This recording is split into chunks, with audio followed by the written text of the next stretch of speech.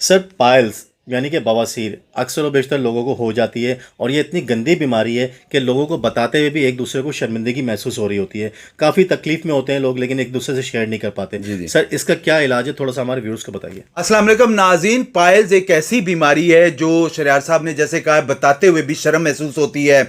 Operation करवाने के बाद भी दोबारा आपका गोश्त बाहर आ जाता है, ब्लीडिंग होनी शुरू हो जाती है, फेस्टुला का मसला आ जाता है, एनल फिशर का मसला आ जाता है, स्वेलिंग हो जाती है, उठने बैठने में शदीद तकलीफ होती है, दवा खाने से भी ठीक नहीं हो रही है, ऑपरेशन के बावजूद भी उनका ठीक नहीं हो रहा है।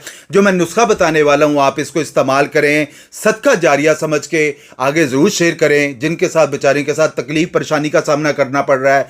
ख़वातीन को प्रेगनेंसी में बवासीर हो जाती है और बड़ी वजूहत आ जाती मर्दों के साथ, तो इसको इस्तेमाल करें। ना तो ब्लीडिंग का मसला आएगा ना पाइल्स का मसला रहेगा। इंशाअल्लाह ताला आपको खुद से महसूस होगा कि हमारा अल्हम्दुलिल्लाह निज़ाम हाज़मा बेहतर हो गया है, पाइल्स के मसले सामने आ गए। सिंपली लेना कि आप लोगों ने सना मक्की ले लेना है 50 ग्राम, सौंफ ले लेना है 50 ग्राम, मलट्ठी ले लेना है 50 ग्राम, मिश्री ले लेना है 50 ग्राम, सुंड ले लेना है 50 ग्राम, काली मिर्च इसमें लाजमी इस्तेमाल करिएगा 20 ग्राम और हल्दी 50 ग्राम। इन सारी चीज़ों को ब्लेंडर में ब्लेंड करके पाउडर बना लें।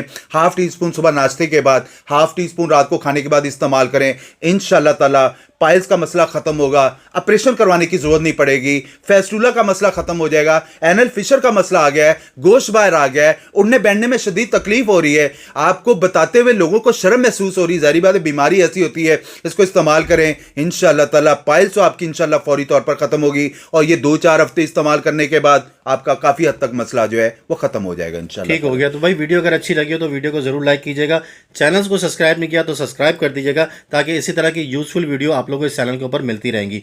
सर बहुत बहुत शुक्रिया, फिर इंशाल्लाह आपके पास दोबारा हाजिर होंगे एक नए टॉपिक के साथ। अपना ख्याल रखिएगा, इजाज़त दीजिए, अल्लाह हाफिज़।